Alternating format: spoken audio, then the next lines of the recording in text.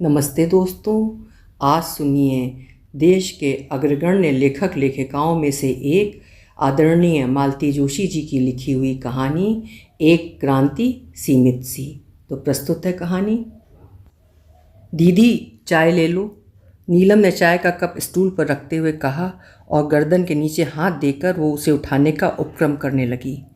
तभी अम्मा भीतर से दौड़ती हुई आईं। अरे अरे, ये क्या कर रही है लड़की? क्यों, क्या हुआ? दोनों चौंक पड़ी।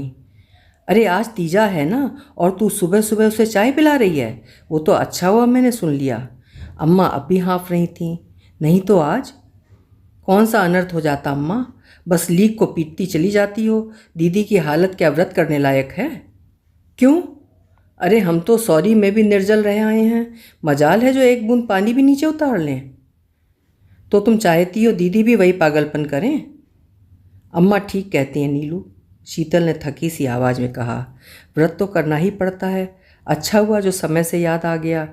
अच्छा अब पीछे से तकिया तो हटा ले जरा, मैं लेट जाऊं। नीलम ने चुपचाप सहारा देकर उसे वापस लिटा दिया, पर शीतल ने स्पष्ट अनुभव किया कि उस स्पर्श में पहले का सा स्नेह का ताप नहीं था। वो केवल कर्तव्य कर रही थी। नीलम से उसे बहुत डर लगता है, बहुत जल्दी नाराज़ हो जाती है वो, और इस समय तो नीलम को क्या किसी को भी नाराज़ नहीं कर सकती। पग पग पर तो दूसरों का मुंह जोना पड़ता है। उसने एक सांस ली और चुप हो रही। बसंती उसी समय झाड़ू लेकर कमरे में घुसी थी। चलो जीजी बाई, पंखा बंद करो और एक पैर ऊपर उठाओ तो। तूफान मेल की तरह आती है मरी, कोई बीच में बैठा हो तो उसे भी कूड़े के साथ उठाकर फेंक देगी। क्या करूं अम्मा जी, पूरे 7 घरों का काम निपटाना होता है। जल्दी ना मचाऊं तो क्या करूं? अच्छा चल 5 मिनट सुस्ता कर चाय पी ले। नीलम ने उसे शीतल का कप पकड़ाते हुए कहा कि तेरा भी व्रत है। काहे का? तीजा का? अरे मैं नहीं करती। क्यों री, पहले तो खूब करती थी, शीतल ने पूछा। अब किसके लिए भूखी मरूं जीजी बाई? मतलब ये अपने खसम को छोड़े बैठी है, अब ये व्रत क्यों करेगी? खसम शब्द से ही जाहिर था अम्मा खूब खूब नाराज हैं बसंती से। तो क्या करें अम्मा जी, रात दिन की मार कुटाई कहाँ तक सहें? सुबह से शाम तक लोगों के जूठे बर्तन घिसें, 4 पैसे कमाकर इनके पेट में झोंकें, ऊपर से इनकी धौंस सहें। ये अपने से नहीं होता अम्मा जी। अरे कम से कम अपने पीने लायक तो कमावे। अब कमाता है कि नहीं? तो क्या सचमुच ही छोड़ दिया? और क्या, मैं तो जीजी बाई एक दिन तन के खड़ी हो गई। कह दिया कि मारने पे आ जाऊं तो बत्तीसी निकाल कर रख दूं। मेरे भी मेहनत मजदूरी वाले हाथ हैं। फिर बीबी से पिटने के बाद बाहर मुंह नहीं दिखा सकोगे, याद रखना। ठीक से रहना हो तो रहो, नहीं तो फूटो। बच्चे मैं ऐसे ही पाल रही हूँ, बाद में भी पाल लूँगी। वाह क्या बात है, नीलम ने दाद दी। क्या बात है? अम्मा ने मुंह चिढ़ाया। बहुत बहादुरी का काम किया है ना जो वाहवाही दे रही हो। दोनों बहनों ने एक दूसरे की तरफ देखा और नज़रें झुका ली। बसंती ने जो कर दिखाया, अम्मा क्या कभी उसकी कल्पना भी कर सकती हैं? बेचारी जिंदगी भर कितनी जिल्लत, कितना अपमान सहती रही हैं। ना कभी ढंग का ओढ़ा न पहना, बस खटती रहीं और बच्चे जनती रहीं। लड़कियां पैदा करने के लिए सास के पति के ताने सहती रहीं। उन्हें गर्व भी है तो इसी बात का कि सब कुछ उन्होंने चुपचाप सह लिया, किसी के सामने कभी मुंह नहीं खोला। दीदी हम आपकी ये बास्केट खाली कर दें? काजल ने पूछा। संभाल कर करना भाई, मेरी सारी दवाइयाँ वगैरह हैं उसमें।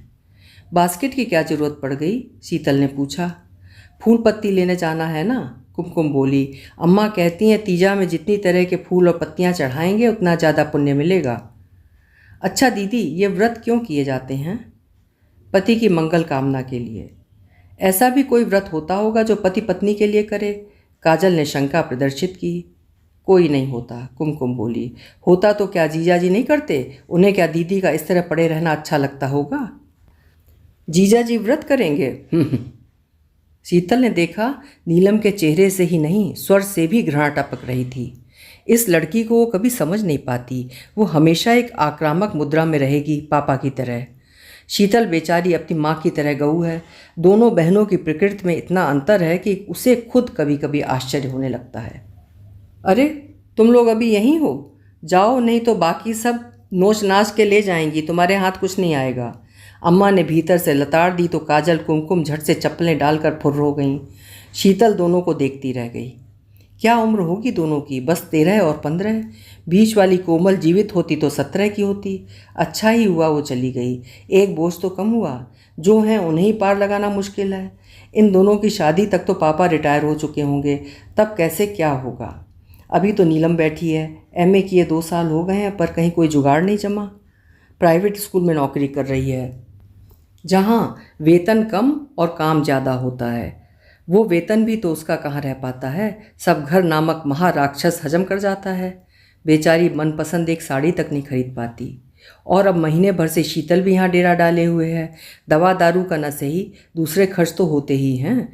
दूध पीते हुए, खाना खाते हुए हर बार लगता है जैसे बहनों के मुंह का कौर छीन रही है। बड़ी ग्लानि होती है। कभी कभी लगता है नीलम इसीलिए मुंह फुलाए रहती है। नीलू, उसने हौले से पुकारा। क्या है? नीलम ने कॉपियों पर झुके झुके ही उत्तर दिया। हमेशा ऐसी अन्न खाकर क्यों बोलती हो? जानती हूँ तुम पर सब पर भार हो गई हूँ मैं। शीतल से आगे बोला नहीं गया। नीलम ने तपाक से कॉपी बंद की और उसके पास आकर बैठ गई। दीदी, बेबात का बतंगड़ क्यों बना रही हो? तुमसे किसी ने कुछ कहा है? कहे बिना क्या मैं समझ नहीं सकती? तुम्हारा मुंह क्यों फूला हुआ है? क्या मैं जानती नहीं? नहीं जानती दीदी, मेरा मुंह इसलिए फूला हुआ है कि तुम्हारे ये व्रत उपवास मुझसे सहे नहीं जाते। संस्कार हैं रे, बचपन से घुट्टी में पड़े हुए हैं, इसलिए आसानी से छूटते नहीं हैं। आज तू मुझे भाषण दे रही है, कल को शादी हो जाएगी तो तू यही सब करेगी। नहीं दीदी, कम से कम ऐसे व्यक्ति के लिए मैं अपना जी नहीं जलाऊंगी। क्या मतलब? दीदी, तुम्हारा एक्सीडेंट इतना सहज नहीं था जितना बताया गया था। तुम होश में नहीं थीं, इसलिए जीजा जी ने जो कहानी घड़ ली, सबने उसे ही सच मान लिया, सिवाय मेरे। क्या कहानी थी? यही कि तुम मीठा तेल लेने जा रही थीं, बरनी से तेल छलक गया और तुम फिसल गईं। इसमें विश्वास न करने लायक क्या है? यही कि अगर तुम्हारे पास इतना तेल था कि ऊपर से नीचे तक सीढ़ियों पर फैलता चला गया, तो तुम इतनी तपती दोपहर में तेल लाने क्यों गई थी? हो सकता है मैं तेल लेकर लौटते में फिसली हूँ। ये भी गलत है दीदी, क्योंकि स्वीटी ने बताया था कि तुम उसे केरोसिन के ठेले के पास खड़ी करके कनस्तरी लाने ऊपर गई थी। उसकी बात पर किसी ने ध्यान नहीं दिया, पर मैं जानती हूँ कि बच्चे कभी झूठ नहीं बोलते। शीतल चुप हो गई। और सुनना चाहोगी दीदी? तुम्हारे गिरने पर वहाँ इतना हंगामा हुआ, पर पड़ोस से कोई झांकने भी नहीं आया। तुम्हारी प्रिय सखी सविता भी नहीं, जो भाभी भाभी कहकर चिपटी रहती थी। पड़ोस में ताला था, मैंने सीढ़ियाँ चढ़ते हुए देखा था। जरूर होगा, क्योंकि सविता की चप्पलें तुम्हारे बेडरूम में थीं।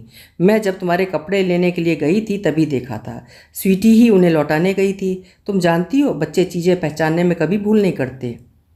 आखिर तुम कहना क्या चाहती हो? कुछ भी नहीं दीदी, कोई मुझे कुछ कहने ही कहाँ देता है। जब भी मुंह खोलना चाहा है डपट दी गई हूँ। पापा का तो खैर सवाल ही नहीं उठता। अम्मा से ही कहना चाहा था, पर उन्होंने भी डांट दिया कि चुप रहो, जो होना था सो हो गया। मुझसे लड़ पड़ी कि तुमसे खुफियागिरी करने को किसने कहा था। अब तुम गुस्सा हो रही हो। मेरा क्या है, मैं चुप हुई जाती हूँ। तुम्हारी ज़िंदगी है, जैसे चाहे जियो। नीलम अपनी कॉपियाँ समेट कर बरामदे में चली गई। शीतल उदास हो गई। नाहक उसे नाराज कर दिया। एक वही तो है जिससे वो थोड़ा हंस बोल लेती है, नहीं तो पड़े पड़े पागल हो जाती। लेकिन नीलम भी तो एक जिद्दी है। जिस बात को वो प्रयत्नपूर्वक भूलना चाहती है, उसे ही वो कुरेदना चाहती है।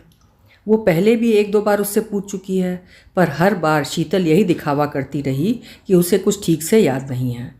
पहले कुछ दिनों तक सचमुच सब कुछ गड्ढमड्ढ होता रहा, पर बाद में धीरे धीरे सब याद आता गया। दिन भर फुर्सत ही तो रहती है, बीती बातों को याद करने के सिवा और काम ही क्या है। उस दिन शायद इतवार ही था या फिर कोई त्यौहार था, ठीक से याद नहीं, पर छुट्टी ज़रूर थी। शीतल ने सोचा था दिन में जाकर अम्मा लोगों से मिल आएगी, और दिन तो फुर्सत ही नहीं मिलती। सुबह शाम गृहस्थी और दिन भर नौकरी। एक ही शहर में रहते हुए महीनों हो जाते हैं और वो अपनों से नहीं मिल पाती। उसने अनिल को बहुत मनाया था कि साथ चलें, पर वे राजी ही नहीं हुए। बोले एक ही दिन तो छुट्टी का मिलता है, वो भी बर्बाद कर दूँ। ये मुझसे नहीं होगा। वहाँ जाकर तुम्हारे पापा की बीमारियों की दास्तान, अम्मा का रोना बिसूरना और बहनों की बेसिर पैर की बातें सुनने से तो अच्छा है घर पर एक झपकी ले लूँ। शीतल ने फिर अनुरोध नहीं किया। उसे तो सचमुच गुस्सा आ गया था। ये भी कोई बात हुई? बेचारे पापा तो दामाद पर जान छिड़कते हैं, अम्मा आंखें बिछाए रहती हैं, बहनें जीजाजी का हर शब्द झेलने के लिए तत्पर खड़ी रहती हैं, और ये कहते हैं मैं वहाँ बोर होता हूँ। ठीक है, मत जाओ। एक स्कूटर के लालच में ही तो निहोरे कर रही थी, अब अपने आप ही चली जाऊंगी। ताव खाकर उस स्वीटी के साथ अकेली ही चल पड़ी थी। घर के बाहर पैर देते ही सारा जोश हवा हो गया। धरती तवे की तरह तप रही थी और सूरज आग उगल रहा था। लू के थपेड़े चल रहे थे सो अलग, पर ऐसे माहौल में भी बस के लिए लंबी क्यू थी। महानगर में छुट्टी के दिन घर पे कौन बैठता है। लगता था सबके सब सैर के लिए, सिनेमा के लिए चल पड़े हैं। अकेली वही बेवकूफ़ नहीं है।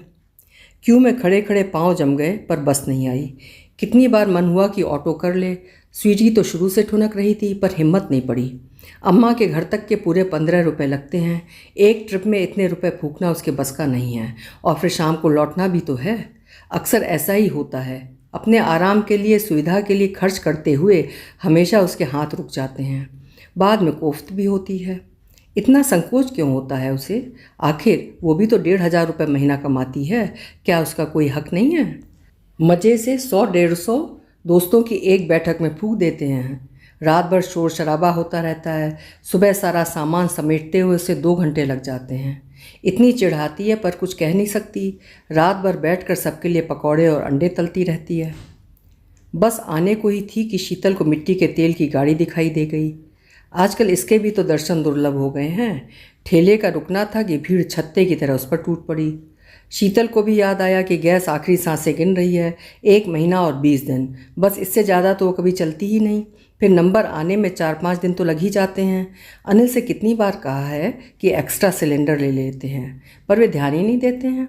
उन्हें क्या फ़र्क पड़ता है, दोनों वक्त पकी पकाई मिल जाती है। कैसे पकाया जाता है इससे उन्हें कोई सरोकार थोड़ी है। 5 लीटर मिट्टी का तेल ही घर में लाकर रखने को कहती हूँ तो उनकी जान पर आ जाती है।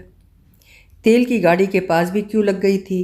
5 साल की स्वीटी को वहीं खड़ा करके वो जल्दी जल्दी घर लौटी। आधा घंटा स्टॉप पर खड़े रहने के बाद धूप में फरलांग भर चलकर आई थी। सीढ़ियाँ चढ़ते चढ़ते पसीने से नहा गई। दरवाज़ा बंद था, उसने घंटी दबाई। भीतर से कोई आहट नहीं आई, बस फुसफुसाहट सी सुनाई देती रही। उसने दोबारा बटन दबाया। देर से ही सही, पर इस बार दरवाज़ा खुला। उसे देखते ही अनिल का चेहरा सफ़ेद और फिर स्याह पड़ गया। तुम? हाँ, मिट्टी का तेल आया है, सोचा ले लूँ, आपको तो फुर्सत ही नहीं रहती। कहते हुए भीतर जाने को हुई कि अनिल ने दरवाजे पर ही रोक लिया। कि ये क्या कर रहे हैं? मिट्टी के तेल का तो बहाना है, असल में तुम जासूसी करने आई हो। कैसी जासूसी? उसकी बात पूरी भी ना हो पाई थी कि भीतर से एक सरसराहट सी उभरी। वॉश बेसिन पर लगे कांच में एक नीला सा आंचल लहरा गया। बरामदे में लगा वो वॉश बेसिन बाहर के दरवाजे से साफ दिखाई देता था। उसका कांच पूरे घर का हवाला देता था, तो इसका मतलब था बेडरूम के दरवाजे पर कोई खड़ा था। भीतर कौन है? उसने पूछा। तुमसे मतलब? वो जबरन भीतर जाने को हुई और वे उसे बाहर ढकेलने लगे। वो कृतसंकल्प थी, पर उनके सामने आखिर कब तक टिक पाती। इस धींगा मुश्ती में कब उसका पैर फिसला पता ही नहीं चला। होश में आई तब तक वो अस्पताल में थी। माँ और बहनें उसे घेरे हुए थीं। स्वीटी अपने नाना के पास दूर सहमी सी खड़ी हुई थी। उसका अपना शरीर पट्टियों से जकड़ा हुआ था और कसक रहा था। पता चला सिर में 4 टाँके आए हैं, कूल्हे की हड्डी चटक गई है और दाहिनी कलाई मोच खा गई है। अस्पताल में 1 महीना बिताकर वे लोग उसे घर ले आए थे, पर अब भी वो बिल्कुल स्वस्थ नहीं थी। चलना अब भी एक सपना था। उठकर बैठने के लिए भी सहारे की ज़रूरत होती थी। बहनें बेचारी दिन रात तीमारदारी में लगी रहती थीं। अनिल तीसरे चौथे दिन आते, आधा पौन घंटा बैठ कर चले जाते। उतनी देर में अम्मा पता नहीं क्या क्या बना देती। उन्हें बहुत तरस आता कि बेचारा लड़का वहाँ अकेला पड़ा है, होटल में खा रहा है। पता नहीं कितनी बार तो उन्होंने कहा होगा कि यहीं आ जाओ। बेचारी अम्मा, उन्हें क्या मालूम कि बेचारा लड़का वहाँ मज़े में है। ये राज तो सिर्फ नीलम जानती है, इसीलिए तो अपने जीजा को लिफ्ट नहीं मारती। अनिल शीतल को देखने के बहाने आते हैं, पर सारे समय वो नीलम को मनाते रहते हैं। वो पड़े पड़े ये नाटक देखती है और कुढ़ती है। ये तो आज मालूम हुआ कि नीलम इस खुशामद की, मनुहार की भूखी नहीं है। वो सचमुच उनसे नफरत करने लगी है। उसने जो कुछ देखा है उसके बाद और हो भी क्या सकता था। और जैसे एकदम फ्लैश सा चमका। कितनी बेवकूफ़ थी वो।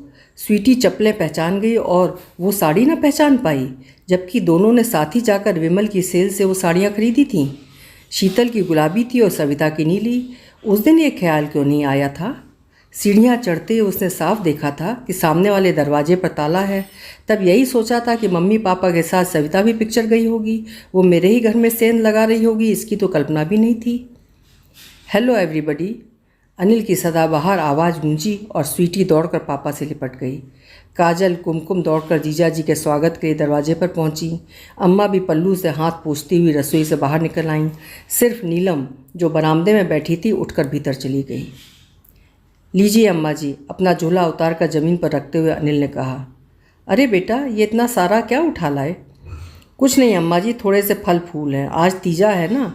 आपकी इस पागल बिटिया का भरोसा नहीं है, निर्जली रह जाएगी, इसलिए भागा भागा आया हूँ, अभी दफ्तर भी जाना है। आपकी छुट्टी नहीं है जीजा जी?